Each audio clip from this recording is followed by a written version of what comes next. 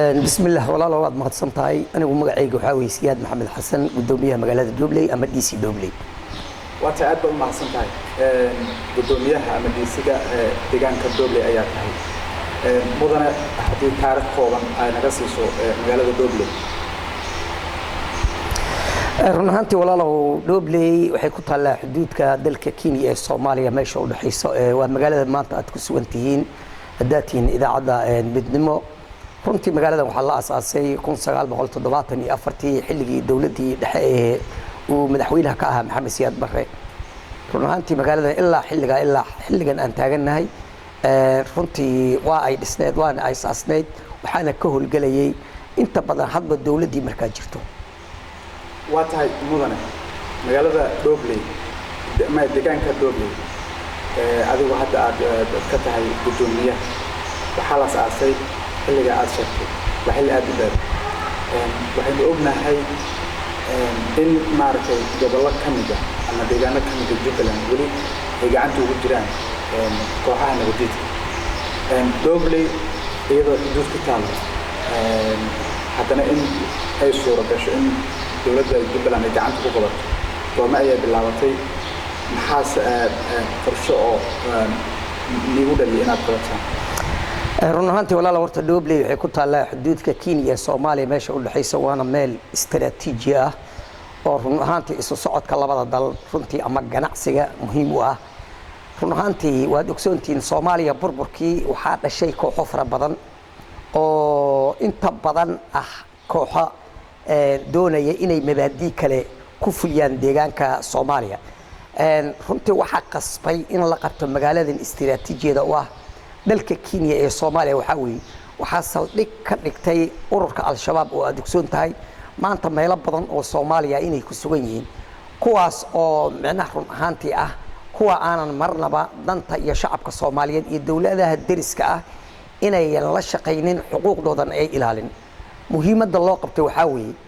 in labada dal ee deriska ah xuduudkooda uu noqdo mid ammaan ama amni ah si dadka iyo ummadda ama dawladuhu ay dantooda u gaaraan loona wada shaqeeyo mudane sida sheegtay muhiimaddiina waan dareemay aad u qabateen Dobley in wada shaqeyn labada dhinac labada dal haatan Kenya iyo deriska maxaa wada shaqeynayda ka dhaxay runtii walaalow xilligii magaaladan la qabtay waxa weeyay sida aad la socoto 2011 buu ahaa run ahaantii inta maamulka Jubbaland ama dawladda Jubbaland ay magaaladan gacanta ku qabatay wada shaqeyn ballaaran ayaa dhaxmartay dawlad goboleedka Jubbaland iyo dawladda Kenya haddaan ku ifiyo waxyaabaha dhaxmaray waxaa kamid ah waa la socotaa ururka al-shabaab waxay ku xadgudbeen gudaha dalka Kenya oo tilaabooyin aan munaasib ahayn ay ka sameeyeen sida inay u geystaan ummad samafalka shaqeynaysa sidii dadka Norway-ka ahaa ee saddexda xara samafalka ka sameeyay inay soo afduubaan markay gudaha Kenya intay galeen soo afduubeen fariintaasi waxay soo gaadhay dawladda ama maamulka Jubbaland run ahaantii waa ay ka jawaabeen waad ogsoon tahay waxa lagu dagaalamay waxa weeye gudaha magaaladan ama meel u dhow magaalada Dobley oo jirto 45 kilomitir oo gudaha Soomaaliya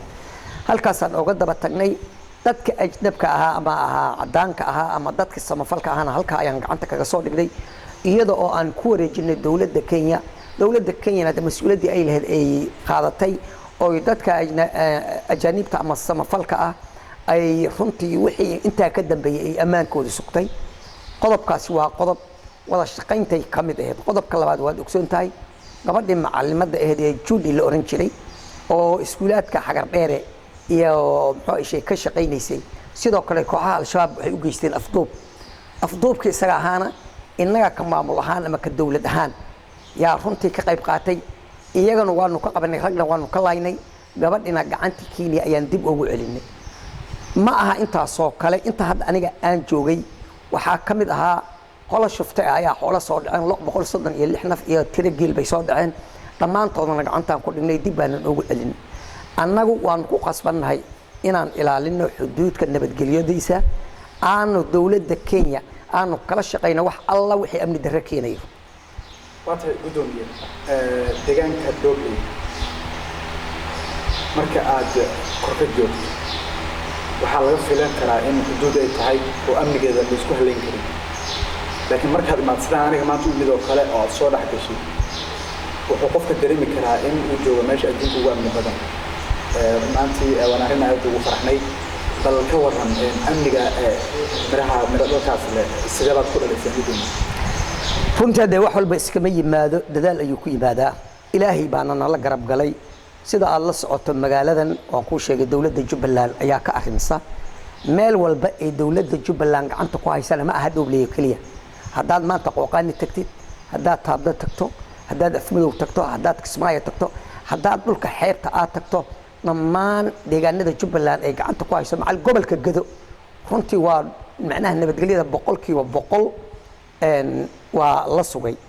sababtaana waxaa weeye ciidamada ayaa waxay yihiin kuwa ka fog inay waxyaabaha amni darrada keenayo ay ka gaabiyaan meel walba oo lagu sheego cadow waa kuwa ka qayb qaato waad la socotaa magaalada Dhobley runtii waa magaalo hadda yani istiraatiiji ahaan xuduudka Kenya ee Soomaaliya ku taalo ciidamada ka howlgala marka ciidamada Jubbaland ee daraawiishta ee kuwa nabadgelyada la dhaho waxaa jooga ciidamada KDF ee dowladda Kenya ama Soomaaliya nabad ilaalinta waxaa jooga kuwa SNA dhamaantood si wada jir baa looga qayb qaataa marka nabadgelyadu iskama iman Allah keenay laakiin dadaal bay ku timid xiriirka la ka dhaxay marka bulshadii ka maamul ahaan iyo lamaha amniga ku aadan inaad sugtaan amniga dadku waa un dadku ama dhanka Kenya hadda ganaado ama dhanka Soomaaliya hadda ganaado dadku waa dadku waxaan rabaa inaan ku sheego baalgoray runtii laba indhood oo isku hurdaan kala murdaan shacabka iyo maamulku waa laba indhood marka si toos ah meesha inay wada shaqeeyaan adigu waa dirima labada indhood qofka waa inuu ama hurdo ama soo jeedo mooyo qof ma jiraan illa ku hurday illa ku soo jeeday sida awgeed maamulka iyo shacabku wada shaqeyn buuxda ayaa ka dhaxaysa waa taas ayaa suuragelisay amniga gudoomiye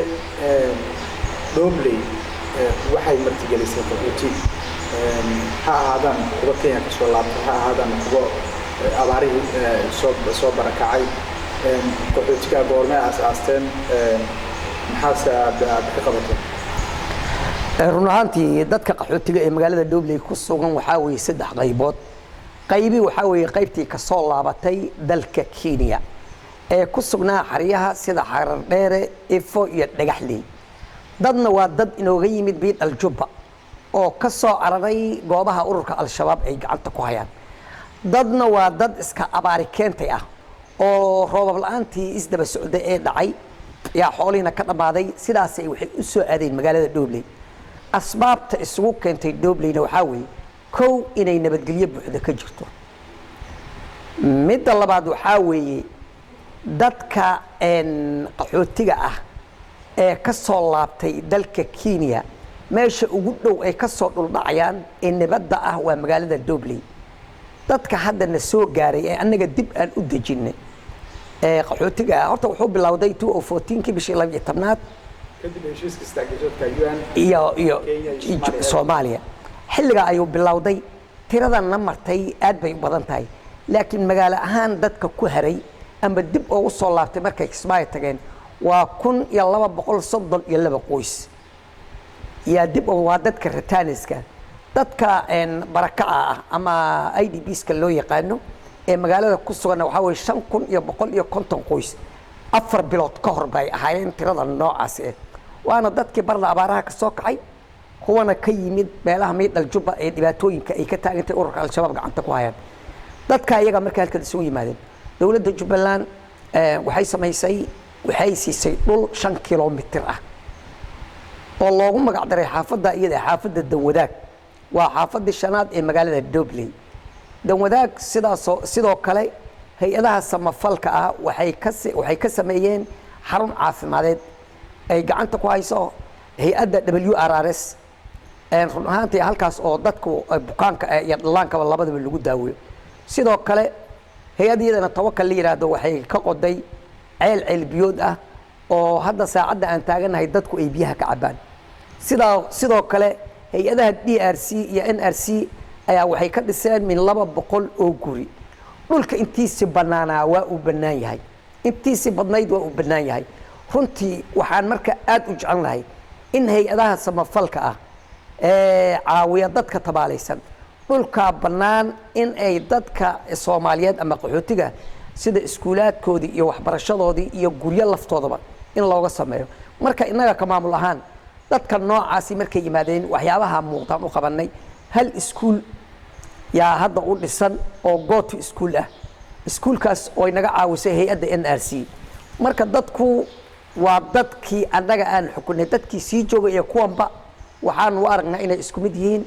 qaxootiga hadda imaanayna sidaas oo kale insha Allah biidmillahi alkariim waxaanu sii doonaa dhul ay degaan waatay gudoomiye waan booqnay xarada taaleyso dalwadaag waynu aragnay ceel ku filan ay dadka haystaan sidoo kale waan booqnay isbitaalka guud ee xaafadda dalwadaag daawooyin ku filan dadka siday noo sheegeen way ka helaan aad bay hawla u kala socdaan haddaad inaga warbixisa gudoomiye xaafadda dalwadaag dadka qaxootiga ee hadda ku sugan sidaa sheegtay waxbarasho hal meel ayaa sheegtay 5,000 oo meel ah oo dadka soo barakacay ilaa 1,000 iyo dhowr qof oo dadka Kenya ka soo laabtay ah gudoomiye dadkaas xarunta waxbarashada ku filan maya kuma filno waatay gudoomiye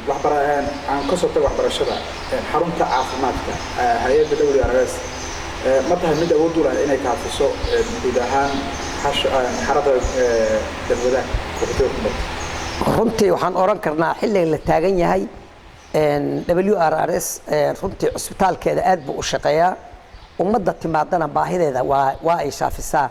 wixii iyada ka tambatana waxay u soo gudbiyaan cusbitaalka weyn General Hospital Dobley ay u soo gudbiyaan halkaas oo dhaqaatiir kuwa ka badan la joogaan hadda cusbitaalka ay dawladda gacanta ku haysana uu yahay waatahay gudoomiye hay'ado badan baa jiro oo xitaa dadaab hay'adaha joogo Soomaaliya hay'ado badan baa joogo hay'adaha ayagu ma yihiin kuwa indhaha ku hayaan xarada qaxootiga ee deegaanka kalisan run ahaantii waxaan leeyahay sidii la rabay ma aha hay-aduhu sidii la rabay hadda deegaanka ooma shaqeeyaan waxaanu leenahay hay-adaha samafalka hadday yihiin UN hadday yihiin international iyo hadday yihiin localba waa inay il gaar ay ku eegaan dadka barakaca ama rataaniska ee ku sugan magaalada Dobley oo waxay ka caawin karaan ay ka caawiyaan ilaa markii hore hay-adaha ayaa inta badan dadka caawin jiray gudoomiye ma maasan tahay waxaan rabaa inaan wax ka weydiiyo madaxweynaha magaalada Dobley ee aad deegaan ahaan u matashay maamulka Jubbaland maxaa ka qabsoomay magaalada run ahaantii walaalow magaalada Dobley markaan hadda aniga imid 5 sano u dambeysay 5 sano ayaan joogaa waxyaabaha qabsoomay wax la soo koobi karo ma aha boqolkiiba boqol horta amniga wuxuu marayaa meel aad u fiican wada shaqayn ayuuna ku yimid amnigana waa waxyaabaha kaliya dadku ay macnaha ay ku noolaani karaan qodobka labaad Dobley anigu markaan imanaya 4 ceel biyood ayaa ku taalay intaan hadda maamulka imidna waxa uu qabsoomay 4taas marka laga bixiyo 6 ceel biyood oo kale marka magaalada 10 ceel biyood ayaa ku taala 6 anigu intaan joogay ayuu qabsoomay 4na waa ay iga horeeyeen sidaas oo kale iskuul ka aan ku sheegayo ee waxbarashada ee go to schoolka iyo iskuulaad kale oo iyagana kuwaasi la mid ahna ilaa 4 iskuul oo ardada ku waxbarato yaa ka qabsoomay sidoo kale waxyaabaha muuqda ee magaalada aanu ka qabanay waxaa weeye maamulka Jubbaland uu ka qabtay in micnaha dadka ururada bulshada ah aanu ku sameynay inaan dib u dhisno oo ururada maanta degmada Dobley waxaa jira 4 urur oo sanitation oo ka shaqeeyo waxaa jira 2 urur oo farshaxan oo ka shaqeyso waxaa jira urur daryeel women group oo dadka tabaalaysan waxaa jira urur hidda iyo dhaqan ah runtii ururada dhammaan inta badan waxay dhismeen intii maamulka aan anagu nimid wax fara badan oo inaga qalbigeena ka baxsanna waa uu jiraa horumarkay kamid tahay in dawladda Kenya si toos aan oo la shaqeyno oo wixii dhibaato ee iyada gudaheeda ka dhacay markaan ku leeyahay waa dad la afduubay oo al-shabaab dawladda Kenya waa dawlad dhisan oo ciidan loo wax walba ku filan laakiin maadaama xuduudka ay ku dhow tahay wax waa laga xadi karaa wixii laga xado ama si qaflad wax ay uga dhacaan labada dhinac baan u taaganahay runtii marka intaan joogay wax fara badan baa qabsoomay waa tahay maxaa idin qorshaysan marka leeyahay waad qaban doontaan haddii alle gaarsiin tahay waxyaabaha muuqda ee hadda noo qorshaysan oo miiska saaran waxaa ka mid ah waxyaabo ay ka mid yihiin wadada magaalada Dobley inaan laami ka dhigno oo 4 kilomitir oo ka soo bilaabato immigrationka ama xuduudka kuna eg ceelka solarka inaan intaasi aan saarno laami jidad kaloo laami oo magaalada saan u dhex jarana inaanu samayno sidoo kale waxaa noo qorshaysan garoon kubadda cagta ah inaan dhallinyarta u samayno sanadkan soo socda haddii ilaahay raalli ka noqdo sidoo kale waxaan iyadana qayldhaan u samaynay in garoonka weyn ee diyaaradaha isagana wax laga qabto waxyaabo marka waxaa jirta action plan ah oo aan samaynay oon doonayno inaan kala fulino midba kol aan fulino laakiin hadda ka maamul ahaan ama ka shacab ahaan ama ka ganacsi ahaan waxaan culays saarnay inaan wadada laamiga aan saarno insha Allah bidmillah karim yaa idinka caawinaya dowladda idinka caawinayso mise maamulka iyo shacabka deegaanka dowladda ayaa iska caawinaya dhisidda laamiga dhisidda laamiga sida aad la socoto isku tashi baanu samaynay waa wax annaga aan isku tashanay waa dowladda iyo shacabka oo gacmaha isqabsaday moogay cid hadda aan anagu alla hoos galnay ama naga caawinayso saakay ma jiraan waa tahay maamulka ayay ka mid tahay in dhalinyarada sportiska ama dhalinyarada in laga hortago mubaadaraadkooda loo sameeyo waxyaabo shaqo abuur ah sida ama in loo sameeyo xilli entertainment ciyaaro iyo aadan oo kale garoon baad dhisaysaan dhalinyarada ka waran dhalinyarada ay amniga qaabna ayay uga qayb qaataan deegaanka dowladda haddii youth group markii la dhaho iyaga ayaaba bays u ah nabadgelyada horumarka waxbarashada caafimaadka ka qayb qaadashada arrimaha ololaha حتى دورشون كأيجا على فدبر واحد مركا وحمانت شقينا يبتيرك أو youth group. واضح بدون سؤال شو أقول بس أنا وأنا أقول واحد رجع وحاجر من مدو دولة فدرال كيو مملكة جبلان وحاجر تي حيراتي مملكة جبلان وصار ديارة immigration بيدي حالة حيرات ديارة سدابة إذا سامس هو عاصمة بيجري كروان أمناي دقمة الدولة حدود بكتالا qof xanuunsan ayaa jiri karo oo emergency u baahan oo degmada dowladda waxa loo qaban kari waayo in emergency lagu qaado dambeedha arrimaha sideeda ay saameysaa run ahaantii walaalo horta annagu dadku saddex meel un bay dalka ka soo galaan kow waa badda laba waa cirka saddex waa dhulka dowlay marka bad ma laha waxay wax ku imaanayeen waxay ahayd dhulka iyo cirka marka dad waxaa jirtaa 80 jir dad waxaa jirtaa dhiikar qaba dad waxaa jirtaa sokor qaba dad waxaa jirtaa xamli ah dad waxaa jirtaa ciyaal ah oo u fudud inay hawada ku safraan dhulkana ku adag haddii marka dadkii cirka ku safri lahaa ay u fududayd haddii laga xiro haddii lagu weydiiyo leeyahay dadka maxaa dhibaatada haysa waa saxba dhibaatada taan la way muuqataa wax banaan yaallo weeye oo saameyn ballaaran bay ku yeelatay isla shacabkii laftooda lala kulmi karaa oo la weydiin karaa oo la dhihi karaa maxaa saameyn idinku yeeshay laakiin hadda shacabka afkiisa annaga ku hadlaynaa saameyn 100% way ku yeelatay waa tahay waan ognahay in saameyn xataa ganacsi ay ku yeelan karto baaqa adres ma jira oo ku aadan in xayiraadda dowladda federaalka ay saartay jubbaland laga taabo walaalo hadda run ahaantii dowladda annagu waa dowladdeena horta inagu Soomaaliya nahay dal Soomaaliyeed iyo dad Soomaaliyeed baan nahay madaxweynaha dowladda federaalka mudane maxamed cabdullaahi farmaajo iyo ra'iisul wasaarihiisa xasan cali khayre dadka ay xukumaan iyo dalka ay xukumaan baan ka mid nahay marka haddii madaxweynaha iyo ra'iisul wasaaraha ay isku raacaan ummad Soomaaliyeed aan xayiraad saarno waxaan annaga sugayay taakula Soomaaliya 30 sano ay burbursaneed koox afar badan oo dabadiid baa gacanta ku soo dhigay ummadda Soomaaliyeed way kala dhuntay dawladnimadii way dhuntay dhaqankii baa dhumay waxbarashadii baa dhumay caafimaadkii baa dhumay qofka madaxweyne ee doorasho rasmi ee Soomaaliya la doortay ee ummadda Soomaaliyeed dalka iyo dibadda laga taageeray wuxuu ahaa madaxweynaha hadda xilka haya maxamed cabdullaahi farmaajo maanta laakiin gobolada jubbooyinka way la yaaban yihiin waxay leeyihiin madaxweynuhu shacabka iyo siyaasadda maxay isaga dhaxmilmeen haddii siyaasad uu doonayo inuu macnaha ii sheego uu isaga siyaasadiisa ama nidaam uu la yimaado ma shacabku ka bilaabayo shacabkii baa la curyaamin oo la baabi'in oo la go'doomin mase process aan ahayn baa u fiican marka annagu waxaan leenahay annagu Soomaali baan nahay nin baa wuxuu yiri sareeda hadday ku waarto haddii si la ciidib gaaro samaanteed iyo xumaanteed Soomaali baa leh annaga Soomaali baan Soomaali meel uga ma baxsanin shacabka Soomaaliyeed ee dawladda dhexe ay mas'uul ka tahay wali hadda hal nin oo ma jira xukuumadda ka tirsan oo dalkan soo booqday oo u yimid qaxootigan barakaca ee dalka ku soo laabtay u yimid ciidamada Soomaaliyeed iyo maamulada Soomaaliyeed ee deegaamada ka jiro marka annaga waxaan oran lahayn wixii siyaasad dhinac loo dhigo dalka wuxuu u baahan yahay horumar bulshada inay isku milanto dawlad dadka inay leeyihiin inay dareemaan oo waxbarashada iyo caafimaadka iyo nidaam walba laga helo marka waxaan leeyahay madaxda Soomaaliyeed waxaan leeyahay dadkooda ha u nuglaadaan hana u naxariistaan haddii iyaga maanta u sareeya uu tanazul ka iman oo dadka iyaga ay u sabrin oo maamulada ay iyaga noqon kuwa u nugul haday noqoto haddii uu wixii la yiro colaad ha bilaabato colaad ha lagu afjaranto haddii ninna sanad colaadeed subag miid ay kama dhamo haddii sideedaba colaad ay timaado cid subag miid ay dhamayso ma jiraan marka waxaan leeyahay ummadda Soomaaliyeed waa inay u turaan madaxda sare ee dawladda federaalka.